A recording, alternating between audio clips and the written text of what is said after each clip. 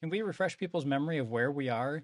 So a while ago, right, the FAA published their sort of a pre-plan for what they were going to do for CBOs and FAF and FRIAs.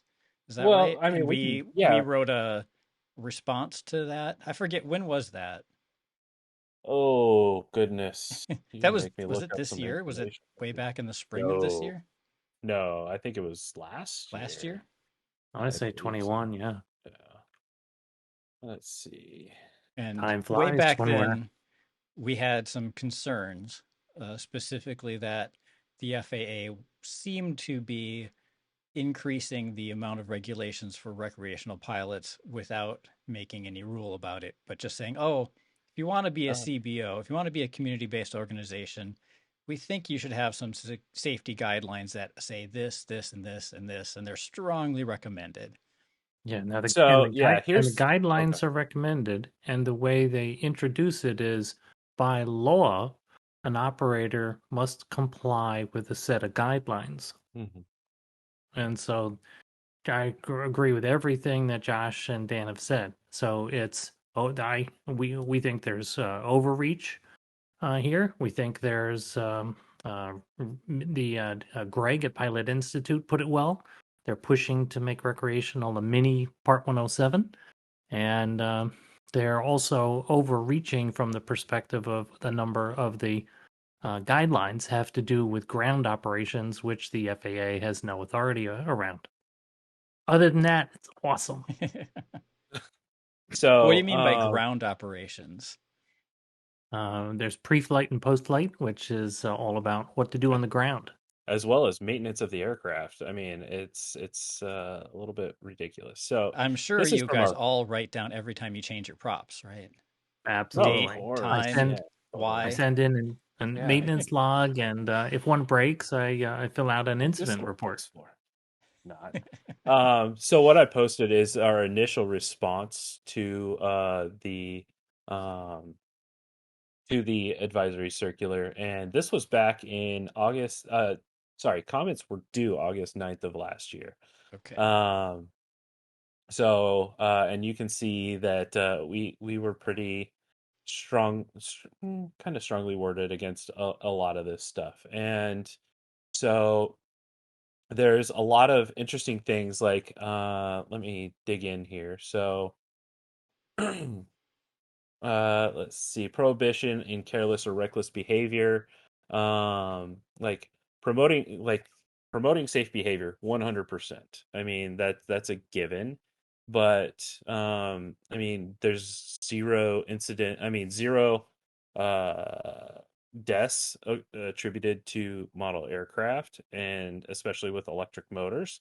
So I mean, there's no risk analysis that would promulgate, this kind of thing. So, and then Dave, you'll have to help me out. The five behaviors which are required training for Part 107, that they're looking for, and kind of making it the mini Part 107, as you were saying. Yes, it is. Oh dear, aggressive behavior, impulsive behavior, and I'm going to fail on the other three. I mean, and here's the thing, though, is who's the end all be all that determines what impulsive or aggressive is, right? So, I mean, I mean, a FPV race can be pretty aggressive, and so I mean, throwing that out there, I tend to fly fairly aggressively when I fly freestyle, Oh, and so I mean, it's not like I'm attacking impulsive. anybody. Like, oh, ooh, look at that. Cool. Let's go look at that. Like, Right? Exactly. So it's just a little bit I it's found them. goofy. Okay, let's hear him. Anti-authority, which is don't tell me. Impulsivity, which is do something quickly. Invulnerability, it won't happen to me. Macho, I can do it. Resignation, what's the use?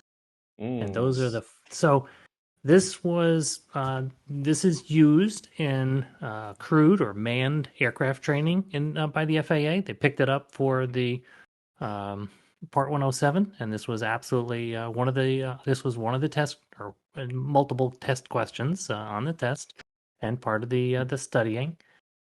And unfortunately, there are a number of elements, just as we said, from Greg from Pilot Institute, where there's a lift from. You can even see the references in the advisory circular, Part 107 dot 107 dot. It's like, Hmm. come on, you got to be kidding.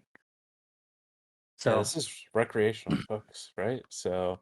Um, so pre-flight safety, I mean, 100%, we understand that pre-flight, making sure that your equipment's functional and whatnot. But I mean, here's the thing: is that through this process of wanting to basically applying to be a CBO, they are strongly suggesting that you include a massive amount of safety guidelines which are not written into regulation.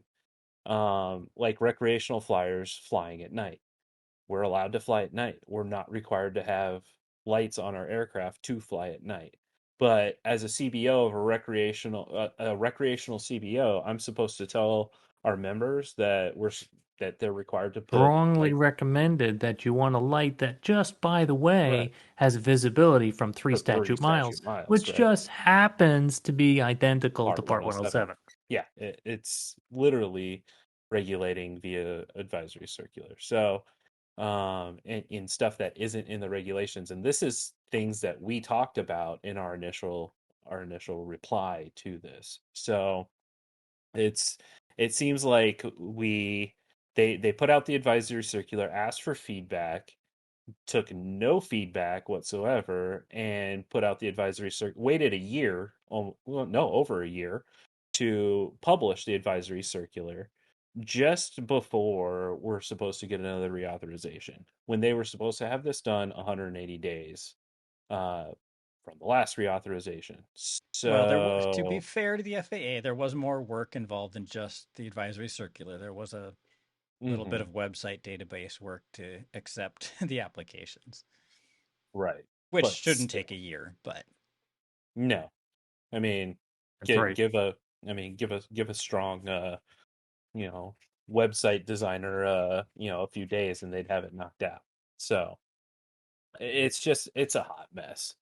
So, what? And So, of course, I'm sure, Josh, you were getting to it that we have submitted an yes. application to become a community-based organization, Hmm. and our safety guidelines have been up for since 2019, and they're a PDF on our website, and that's what we used in our submission. And we'll see what the response is. And the FAA has 90 days to respond. Hmm. And unlike early waivers with Part 107, they did say that they will tell us where the rejection is if our application is rejected. I Well, wonder that's if I assume we're allowed to make that public. Whatever we get back from the FAA, they won't tell us, "Oh, keep this quiet." It would That's be a nice to let good people point. know, here's what the FAA is telling us we have to change before we can become a I CBO. I think that's yeah. I think yeah, we should work that because all the safety guidelines should be public because you do not have to be a member of the organization in order to point to a set of safety guidelines. So, for Yep. example, we will promote FPV operators to use FPVFC safety guidelines Yeah, that's and point to them as this is what we're using. a question I see people ask all the time. It's like, "Oh, they're forcing you to become a member of a CBO," and that's not the case. You don't yeah. have to be a FPV Freedom Coalition member. You don't have to be an AMA member. You're Right. just supposed to know what the rules of a CBO are, probably have them printed out or on your cell phone or something with you. So if anybody on the off chance does ask you, what are the guidelines you're following, you can point to them. And I assume you Mhm. could change that, like, oh, this flight I'm flying by these rules, and this flight I'm going to fly by these rules, and all of that should Right. be totally fine.